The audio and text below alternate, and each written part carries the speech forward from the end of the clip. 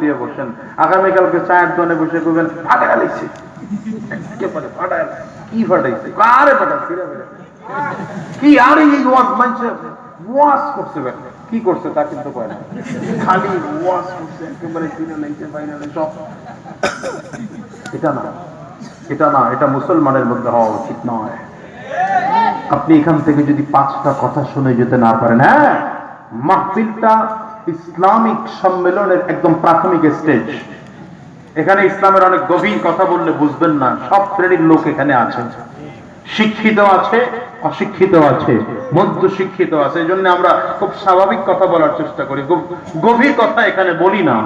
যে জায়গাগুলোতে গভীর কথা বলা যায় ওই জায়গাগুলোতে গভীর কথা বলি, কিন্তু স্বাভাবিক কথা হলেও আমরা চেষ্টা করি মানুষের অন্তরটা দ্বীনমুখী করার জন্য, ইসলামমুখী করার জন্য। ধৈর্য ধরে বসতে হবে। কথাটা বুঝেন না? আমার খারাপ করতেছেন, অসুবিধা হইতেছে, ঘুম আসতেছে, কার কার হাত তোলেন।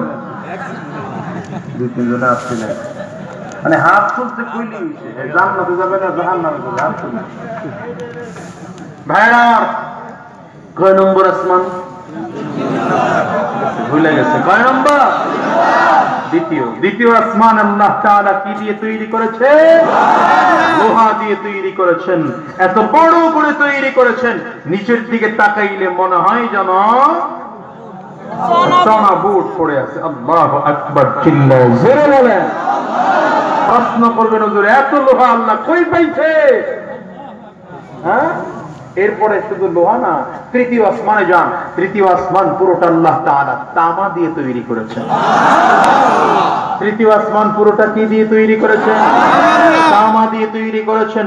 তৃতীয় আসমান থেকে যদি নিচের দিকে তাকানো হয়, মনে হয় যেন বিশাল এক মাঠের মধ্যে মুরব্বীরা যে পান খায়, সুপারি বলেন, নবীজি হাদিসে বলেন যে একটা সুপারি পড়ে আছে, এরকম মনে হয়। আল্লাহু আকবার। এরপরে হলো কয় নম্বর? চতুর্থ আসমান। চতুর্থ আসমান পুরোটা আল্লাহ তাআলা রূপা দিয়ে তৈরি করেছেন। একটু ক্যালকুলেশন করেন, দ্বিতীয় আসমান থেকে তৃতীয় আসমান কত বড়, এবার তৃতীয় আসমান থেকে চতুর্থ আসমান আল্লাহ তাআলা রূপা দিয়ে তৈরি করলেন। চতুর্থ আসমান থেকে যদি নিচের দিকে তাকানো হয়, তাহলে মনে হয় যেন বিশাল এক ঘরের মধ্যে একটা পেঁয়াজ পড়ে আছে। মহিলারা রান্না করে পেঁয়াজ, ইন্ডিয়ান পেঁয়াজ হইলে কত বড় হয়, হ্যাঁ? আল্লাহু আকবার। পেঁয়াজের যেই দাম বাড়ছে, পেঁয়াজ কিনেন তো, পেঁয়াজ কিনা লাগছে সবাই। তো এই চতুর্থ আসমান থেকে নিচের দিকে তাকাইলে মনে হয় যেন একটা পেঁয়াজ পড়ে আছে। হিসাব করেন তাহলে চতুর্থ আসমানটা কত বড় করে আল্লাহ তৈরি করছেন। পুরোটা কি দিয়ে তৈরি করছেন?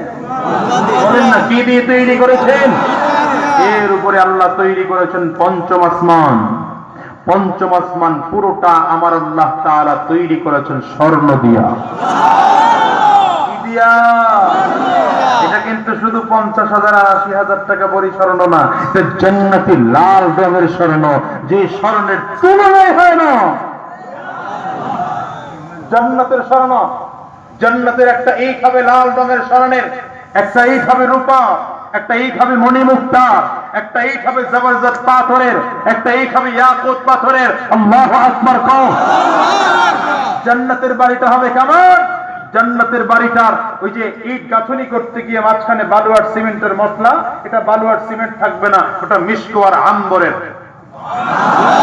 মশলাটা হবে, মিশক আর আম্বর। নিচের ফ্লোরটা বানানো হবে জাফরান দিয়ে।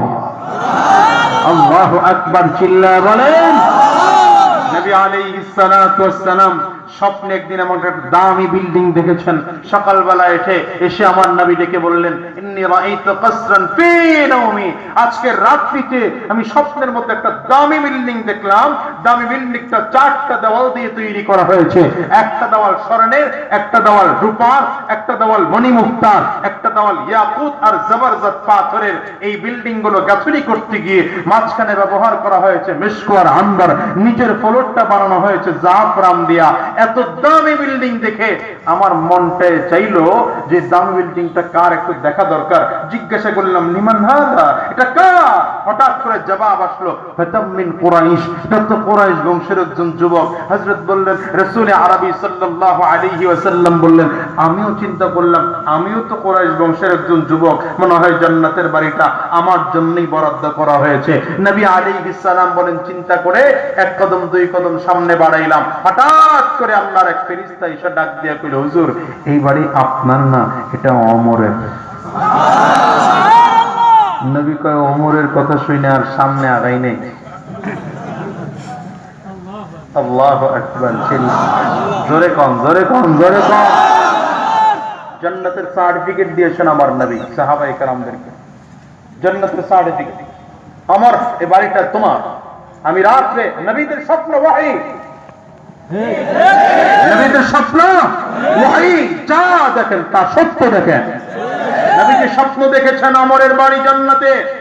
আমার নবীর ফয়সালা, আমার নবীর জবানের কথাটাই সত্য, হযরত ওমর জান্নাতি। আমার নবী স্বপ্নতে, আমার নবী একদিন ফজরের নামাজের পরে আরেকদিন বলতেছেন, আল্লাহু আকবার, إني لأعرف رجلا باسمه وباسم أبيه وأمه ليأتي بابا من أبواب الجنة فيقال له مرحبا مرحبا। রাসূল আরবি কয়, আমি এমন একজন লোককে চিনি, ওর বাবার নামও জানি, ওর মায়ের নামও জানি, ওর বংশ পরিচয় ভালো করে জানি। এই লোকটা যখন কিয়ামতের ময়দানে জান্নাতের দরজা দিয়ে ঢুকবে, জান্নাতের ফেরেশতারা দুই দিক দিয়ে কাতার করে দাঁড়িয়ে যাবে, মাঝখান দিয়ে লাল গালিচা বিছাইয়া দুই দিক দিয়ে কাতার করে দাঁড়ায়া মারহাবা মারহাবা মারহাবা বলে নিমন্ত্রণ জানাবে। চিৎকার করে কন্যা আল্লাহু আকবার। সাহাবায়ে কেরাম অধীর আগ্রহে বসে আছেন, কে লোকটা, এর নামটা আমরা জানতে চাই। আমার নবীর নাম কয় না। হঠাৎ করে মুরব্বী সাহাবী সালমান ফারসি রাদিয়াল্লাহু আনহু দাঁড়ায় গেছেন, হুজুর নামটা একটু বলেন না। কে সেই সাহাবী? আমার নবী ডেকে বললেন, নামটা জানতে চাও? সে আমার সাহাবী আবু বকর। সুবহানাল্লাহ, সে আমার সাহাবী আবু বকর। আল্লাহু আকবার, আল্লাহু আকবার, আল্লাহু আকবার। আরে সাহাবায়ে কেরাম জান্নাতের সার্টিফিকেট পেয়েছেন। আপনার আমার দ্বারা জান্নাতের সার্টিফিকেট পাওয়া সম্ভব না, কিন্তু জান্নাতি হওয়া সম্ভব। হয় না? হয় না? যেই গুণগুলোর কারণে আবু বকর সিদ্দিক রাদিয়াল্লাহু আনহু জান্নাতের সার্টিফিকেট পেয়েছেন, যদি আমার মধ্যে আবু বকর সিদ্দিক রাদিয়াল্লাহু আনহুর গুণ আনতে পারি, আমি জান্নাতের সার্টিফিকেট পাবো না, কিন্তু জান্নাতি তো হতে পারবো।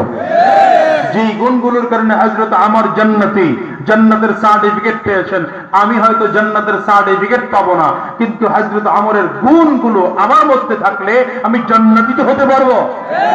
কথা কয় না? আল্লাহু আকবার। নবী মেরাজে গিয়েছেন, তাকায়া নবীজি জিবরিল আলাইহিস সালাম বিশ্ব নবীকে ঘোরায় ঘোরায় জান্নাত জাহান্নাম সব দেখাইছেন। নবী যখন জান্নাতের মধ্যে গেছেন, গিয়ে দেখতেছেন নবীজির আগে কে যেন খরমের আওয়াজ দিয়ে দিয়ে হাঁটতেছে।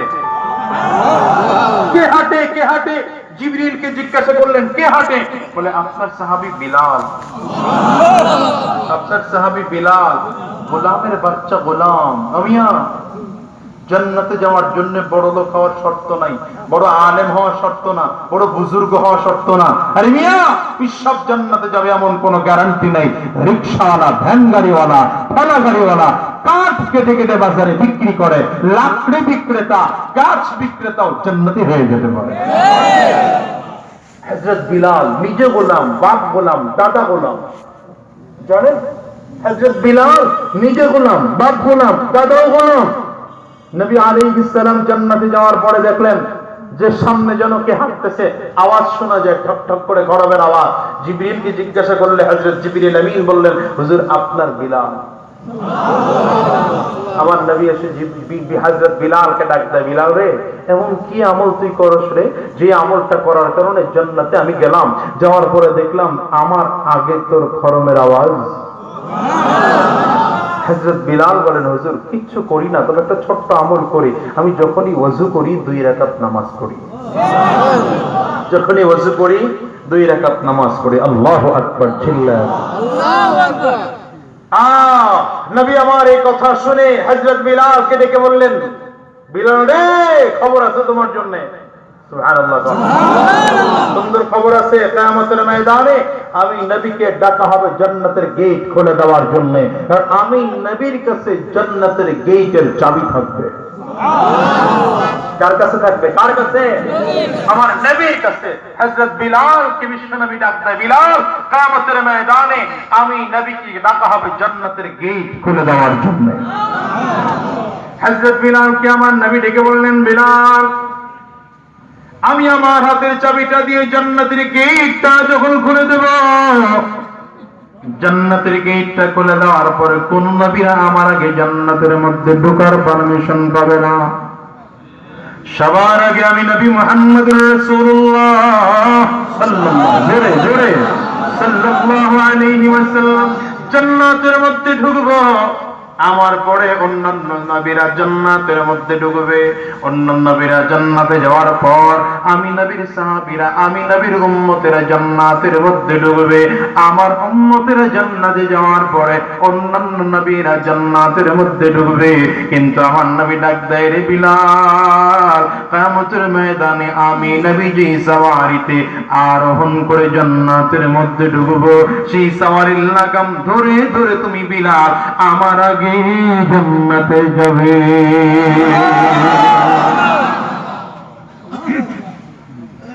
ব্যাপারটা আলাদা, ব্যাপারটা আলাদা। নবীজির আগে কেউ জান্নাতে যেতে পারবে না, কিন্তু নবীজি যে সওয়ারিতে আরোহণ করে জান্নাতে যাবেন, সেই সওয়ারির লাগাম ধরে হযরত বিলাল নবীজির আগে। নবীজি আমিয়া হযরত বিলাল তো জান্নাতের সার্টিফিকেট পেয়েছেন, আমি আর আপনি জান্নাতের সার্টিফিকেট পাবো না, কিন্তু হযরত বিলালের মতো আদর্শবান হলে জান্নাতি হয়ে যাবে।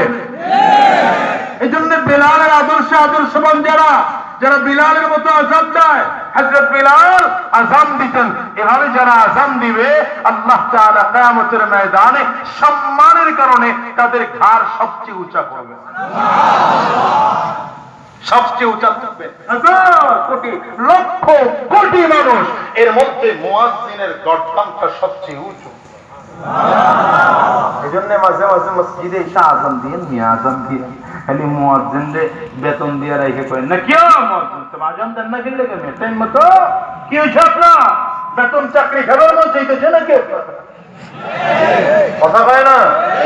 মসজিদে এসে উনি সভাপতি সাহেব, এখানে আবার সভাপতি সাহেব নাই তো, সাবধান রাগ হয় না, সভাপতি সাহেব সেক্রেটারি সাহেব ঢুকা মসজিদের মধ্যে খুঁজে ময়লা কোন জায়গায়। ইমাম সাহেব সারাদিনটা করেন কি মিয়া? হ্যাঁ নাই, এমন নাই।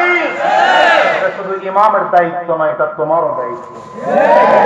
আসছে কোন কে?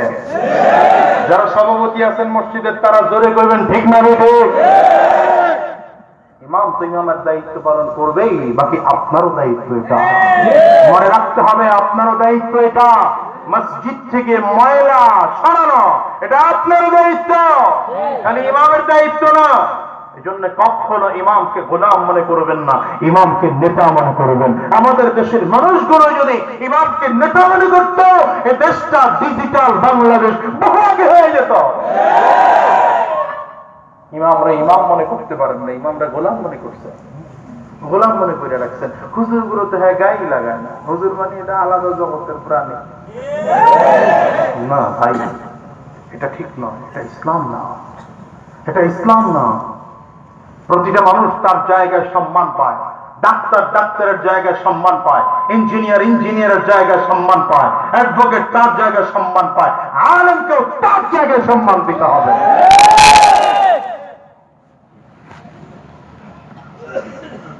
প্রেসক্রিপশন করার সময় তো ডাক্তাররা এখন না, ডাক্তার সাহেব আমার মন মতো প্রেসক্রিপশন করবেন না, জ্বর হয়েছে আমার, আপনার হয়েছে, কথা বলেন না, কি বলেন না? কি গিয়া ডাক্তার সাহেব 3-4টা ঔষধ লিখছে, আপনি কেন কি লেখা ঔষধ লিখছেন? আমার মন মতো লিখবেন ঔষধ। ডাক্তার সাহেব কয় না, অবস্থা খুব বেশি খারাপ, রোগের ইনজেকশন লাগাইতে হবে। কে এর বেটা ইনজেকশন লাগাবি? আমার চিনো আমি অমুক নেতা, ব্যথা দিবি বলছেন কোনদিন? পারবেন না বলতে, কারণ আপনার স্বাস্থ্য রোগী হয়ে গেছে। আপনার স্বাস্থ্য ঠিক করার জন্য ডাক্তারের ইনজেকশন লাগবে, খালি এসে পারে আমি হুজুরের লাগবে। ইঞ্জিনিয়ার সাহেব কোনদিন বলছে এই ইঞ্জিনিয়ার বেটা বাড়ি করবো আমি তোর কি রড আমি যেমনে দিতে কমো তেমনি দিবি বলছেন কোনদিন কি পারেন নাই গেলে হুজুর করে কইছেন আমি যেমনে কমো তেমনে করবেন যেমনে করবো তেমনে করবেন না ভাই আপনি ডাক্তারের কাছে গেলে ডাক্তারের পরামর্শে চলেন ইঞ্জিনিয়ারের কাছে গেলে ইঞ্জিনিয়ারের পরামর্শে চলেন অ্যাডভোকেটের কাছে গেলে অ্যাডভোকেটের পরামর্শে চলেন আলেমদের কাছে আসলে আলেমদের পরামর্শ অনুযায়ী চলতে হবে আপনাকে ঠিক কইলে লাভ কি বের হইতে গেবেন হুজুরটা কিছু বোঝে না ভেজাল আছে ভেজাল আছে আমি যখন নির্বাচনে দাঁড়াইছি আমার একজনকে হুজুর আপনার যে ভোটে দাঁড় করাইছে আমি 2 রাকাত নামাজ পড়ে লাগে বদদোয়া করু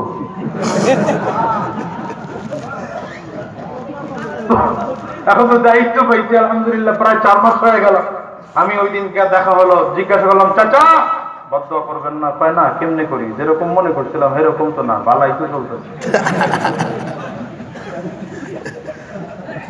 বুঝলেন না আলেম করে বুঝলেন না কেমনে বুঝাবো আপনাকে কেমনে বুঝাবো আপনাদেরকে জানি না ভাই কলিজাটা ফেটে যায় মনে চায় একসাথে জান্নাতে যাব ভাই যুবক আমি তোমাকে বুঝাইতে পারতেছি না আমার মনের দুঃখ আমি যখন তোমাকে দেখি তুমি ইংরেজদের স্টাইলে চুল কাটো কলিজা ফেটে যায় আমি যখন দেখি তুমি ইংরেজদের স্টাইলে প্যান্ট শার্ট পরে চলো তোমার পোশাকের মধ্যে সুন্নত নাই চুল কাটার মধ্যে সুন্নত নাই চলার মধ্যে সুন্নত নাই কথাবার্তায় সুন্নত নাই খাওয়া দাওয়ায় সুন্নত নাই উঠা বসায় সুন্নত নাই লেনদেনে সুন্নত নাই কলিজা ফেটে যায় যুবকরা তোকে মনে চায় নিয়ে জান্নাতে যাব তোর সবচেয়ে বড় আপন ওলামায়ে কেরাম আর কেউ আপন না খোদার কসম তোর বাবা তোর আপন না তোর মা তোর আপন না তোর ভাই তোর আপন না তোর বন্ধু যে বন্ধু তোকে মদ খাওয়া শিখিয়েছে গাঞ্জা খাওয়া শিখিয়েছে যেই বন্ধু তোকে সিগারেট খাওয়া শিখিয়েছে সেই বন্ধু তোর আপন না ওই বন্ধু তোর শত্রু ওই বন্ধু তোর দুশমন ওই বন্ধু তোকে জাহান্নামে নিয়ে যাচ্ছে আর হুজুররা তোকে নামাজি বানাতে চায় রোজাদার বানাতে চায় দিনদার বানাতে চায় ইমানদার বানাতে চায় জান্নাতে নিতে চায় বেটা জান্নাতে নিতে চাই যুবক কেমনে বুঝাবো তোমার করে এজন্য হুজুর করে ফেসবুকে বন্ধু বানায় না এই বন্ধু বানায় আর একজনের লগে নাই নাই নাই জোয়ান্নারা নাই কত কম না কেন জোয়ান্নারা ফেসবুক চালায়নি এলাকায় আছে আছে ওরে কামা কি ফেসবুক চাল মুরব্বীরে বোঝে না এরা মনে করছে খাওয়ানোর নাম কি সাদা সিধা মনে মুরব্বীরা হলো সাদা সিধা মানুষ জান্নাতি মানুষের চেহারা দেখলে এই দাড়ি পাকা মুরব্বীদের চেহারা দেখবে দাড়ি পাকা নামাজি মুরব্বীদের চেহারা দেখবেন জান্নাতি মানুষেরা সাক্ষাৎ জান্নাতি আল্লাহ এদেরকে জান্নাতি বলে কবুল করুন বলেন আমিন মুরব্বীদের মর্যাদা আলাদা মুরব্বীরা যখন হাত তুলে আল্লাহ পাকের কাছে চোখের পানি ছেড়ে কান্না করে আমার মালিক নিজে বলেন আমি মাফ করতে না করলে লজ্জা লাগে দাম আছে তো দাড়ি পাকা মুরব্বীদের দাম আছে কথা কয় না তবে যুবকরা তোমাদেরও কিন্তু দাম আছে শাকুন নাশা ফি ইবাদাতিল্লাহ বুখারীর হাদিসে এসেছে সাবআতুন ইউযিল্লুহুম ইয়াওমা লা যিল্লা ইল্লা যিল্লু যেদিন আল্লাহ পাকের আরশের ছায়া ছাড়া আর কোনো ছায়া থাকবে না সেদিন 7 শ্রেণীর মানুষকে আল্লাহ তার আরশের নিচে ছায়া দিবেন এর মধ্যে একজন হচ্ছে শাকুন নাশা ফি ইবাদাতিল্লাহ ওই যুবক যে যুবকের যৌবন পুরোটা খরচ করেছে আল্লাহর গোলামিতে আল্লাহর গোলামিতে খরচ করেছে ওই যুবক তার যৌবন কাজে লেগেছে মুসলমান যুবক বন্ধুত্ব করো তো ফেসবুকে বন্ধু বানাও ফেসবুকের নাম নাকি পরিবর্তন হয়ে যাইতেছে আস্তে আস্তে শুনলাম হ্যাঁ আর নাই ফেসবুক যাইব গা ফেসবুক হ্যাঁ মুরব্বিকে যাওয়া নাই वाला ওলা মিয়া জুয়ান বড়া একই রোগে কইছে দরা আধুনিকতার আওয়া গায়ে লাগছে যে কিছু বলুক না কেন গায়ে লাগে না আমরা বড় চালক জাতি মোটে ভয় পাই না আমগো দেশে ফেসবুক আছে আমরা বলুক না আমগো দেশে ফেসবুক আছে আমরা বলুক না একটু ঘুরে কই আমগো দেশে বলদ আছে আমরা ফেসবুক না যুবক রে ফেসবুকটা চালাও, আমি নিষেধ করি না তোমাকে, কিন্তু তোমার ফেসবুক চালানোটাও ইবাদত হতে পারে। হুজুর কেমনে? হ্যাঁ, হতে পারে। তুমি একজন আলেমকে বন্ধু বানাও, দাড়িওয়ালাকে বন্ধু বানাও, টুপিওয়ালাকে বন্ধু বানাও, একজন ভদ্র মানুষকে বন্ধু বানাও, অশ্লীল মানুষকে পরিত্যাগ করো। কারোর সাথে কথা বলা দরকার, তুমি ভদ্র মানুষের সাথে কথা বলো, আলেমের সাথে চ্যাটিং করো। কসম করে বলি, তোমার ফেসবুক চালানোটা গুনাহ হবে না, সওয়াব হবে। ঠিক জোরে হয় নাই, দেখছেন?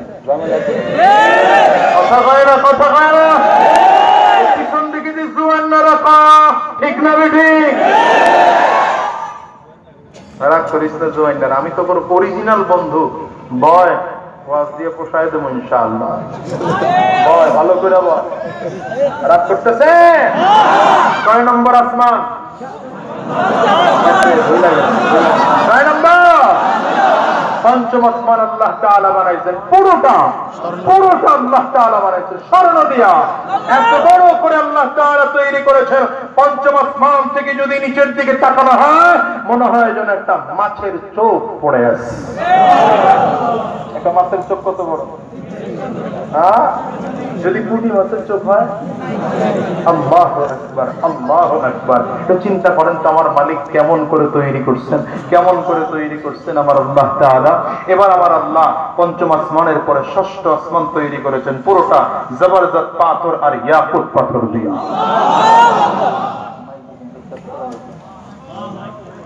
জবরদস্ত পাথর আর ইয়াকুত পাথর দিয়ে আল্লাহ তাআলা তৈরি করেছেন ষষ্ঠ আসমানকে। ষষ্ঠ আসমানটা এত বড় আমার আল্লাহ তৈরি করেছেন, ষষ্ঠ আসমান থেকে যদি নিচের দিকে তাকানো হয় মনে হয় যেন বিশাল এক মাঠের মধ্যে একটা আংটি পড়ে আছে। একটা আংটি কত বড় হয়? দেখতে কত বড় হয়? যতটুকু ছোট মনে হয় তার চেয়েও ছোট মনে হয় বাকি 6টা আসমানকে। এবার আমার আল্লাহ তাআলা বানাইছেন সপ্তম আসমান। সপ্তম আসমান পুরোটা বানিয়েছেন আমার আল্লাহ তাআলা মণি মুক্তা দিয়ে। সুবহানাল্লাহ, চিল্লায় জোরে বলবেন, জোরে আল্লাহু আকবার, আওয়াজ করে বলতে হবে মুসলমান। এদেশে আল্লাহু আকবারের সুরে সূর্য ওঠে, এদেশে আল্লাহু আকবারের সুরে সূর্য ডুবে, এদেশে আল্লাহু আকবারের সুরে সূর্য ওঠে, এদেশে আল্লাহু আকবারের সুরে সূর্য ডুবে। এদেশে মাল্লা মাঝি কিষান মজুর সবার ঠোঁটে শোনো রে লা ইলাহা ইল্লাল্লাহর জিকির ওঠে। ইমানের তপ্ত আগুন চলছে সবার বুকে বুকে, ইমানের তপ্ত আগুন চলছে সবার বুকে বুকে। সেই আগুন দেশ হাতে দেশ দেশান্তরেও জ্বলতে হবে। এদেশে আল্লাহু আকবারের সুরে সূর্য ওঠে, এদেশে আল্লাহু আকবারের সুরে সূর্য ডুবে।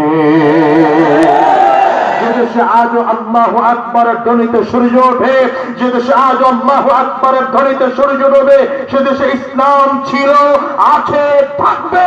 কারো কথা ইসলাম বন্ধ হবে না। টুটুটা করে বলো ঠিক কিনা?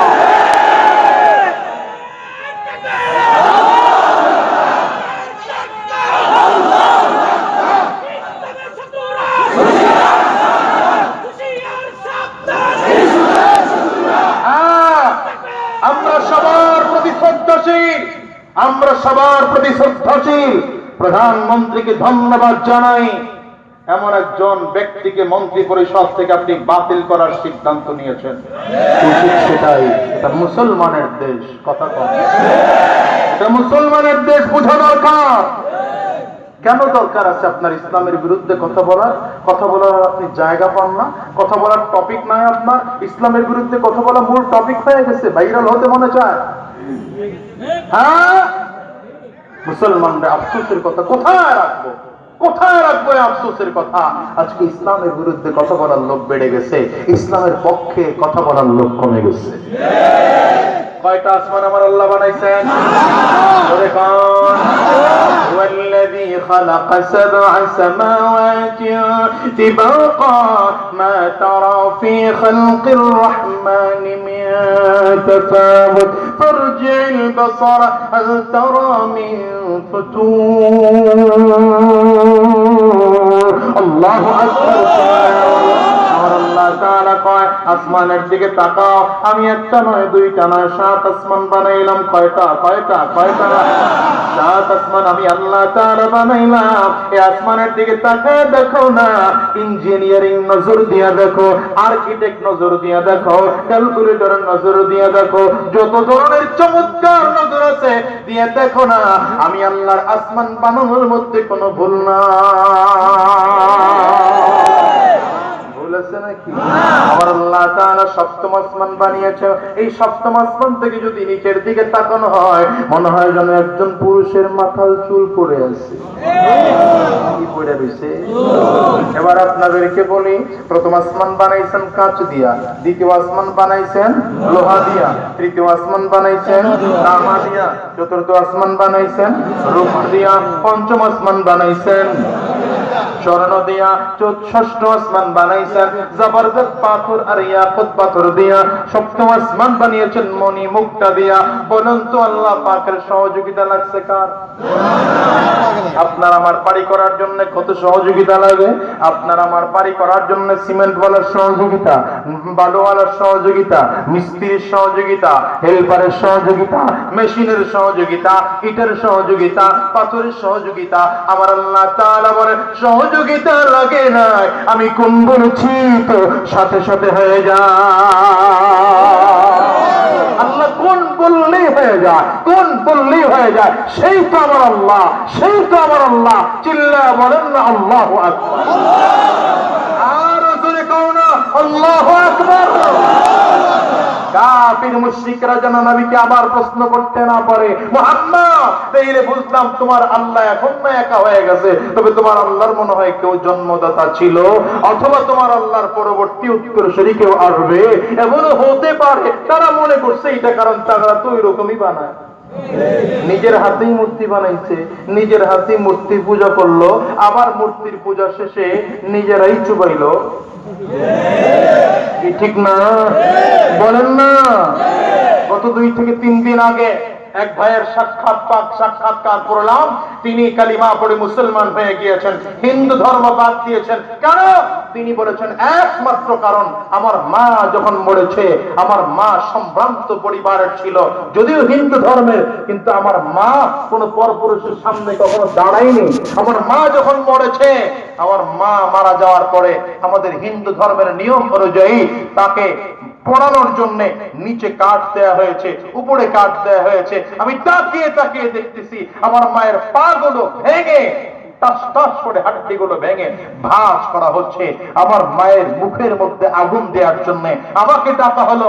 আমি বললাম আমার দ্বারা সম্ভব নয়, আমার দ্বারা সম্ভব নয়। এলাকার একজন মুরব্বী এসে, আমাদের ধর্মের একজন মুরব্বী এসে আমার মায়ের মুখের মধ্যে আগুন ধরিয়ে দিয়েছে। নিজে বলতেছে লোকটা, আমার মা, যেই মানুষটা কোনোদিন কোন পরপুরুষের সামনে আমার মা দাঁড়ায়নি, 1 থেকে 2 মিনিটের মধ্যে আগুন ধরিয়ে দেওয়ার সাথে সাথে আমার মায়ের পুরো শরীরটা উলঙ্গ হয়ে গেছে, কাপড় পুড়ে গেল। আমি লজ্জায় মাথা নিচু করে দিলাম, এটা ধর্ম হতে পারে না। আমি কালিমা পড়ে মুসলমান হয়ে গেছি।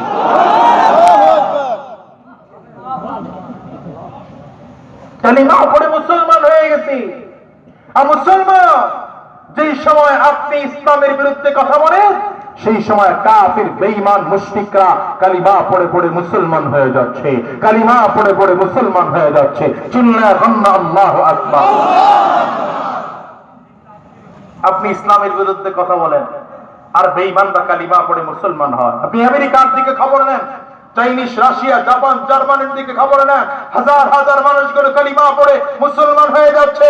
করোনার ভয়ের কারণে মানুষ কালিমা পড়ে মুসলমান হয়ে যাচ্ছে। আপনি মসজিদ বন্ধ করে দেন আর মানুষ মসজিদে গিয়ে সাজদায় পড়ে কান্না করতেছে, সাজদায় পড়ে কান্না করতেছে। আহা মুসলমান, আল্লাহ কয়জন?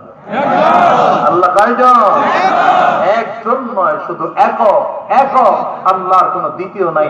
আমরা একজন আরেকজনের মুখাপেক্ষী, আল্লাহর কোন মুখাপেক্ষী না। আল্লাহ কারো মুখাপেক্ষী না, আমরা সবাই আল্লাহর মুখাপেক্ষী। লাম ইয়ালিদ ওয়া লাম ইউলাদ, লাম ইয়ালিদ ওয়া লাম ইউলাদ। আমার আল্লাহ তাআলা বলেন আমি কাউকে জন্ম দেই নাই, আমাকেও কেউ জন্ম দেয় নাই। আমি কাউকে জন্ম দেই নাই, কারো কাছ থেকে জন্ম গ্রহণ করি নাই, তার মানে আল্লাহর কোনো বাবা নাই। জোরে কয় না। আল্লাহর কোনো বাবা নাই, আল্লাহর কোনো সন্তান নাই। আমার আল্লাহ এমন এক একক, সব ক্ষমতার মালিক আমার আল্লাহ। আমার আল্লাহ যা চান তা করতে পারেন, মানুষ যা চায় তা করতে পারে না। আমার আল্লাহ চাইলেই করতে পারেন, কথা কয় না কেন? আমার আল্লাহ চাইলে আপনার আমার জবানটাকে বন্ধ করে দিতে পারেন। একটু তাকায় দেখেন না, আমার আল্লাহ তাআলা দরখাস্ত ছাড়া, আবেদন ছাড়া, অ্যাপ্লিকেশন ছাড়া আপনাকে আমাকে কত সুন্দর করে চমৎকার করে বানাইলেন। মায়ের গর্ভে আপনার আমার খাবারের প্রয়োজন হবে,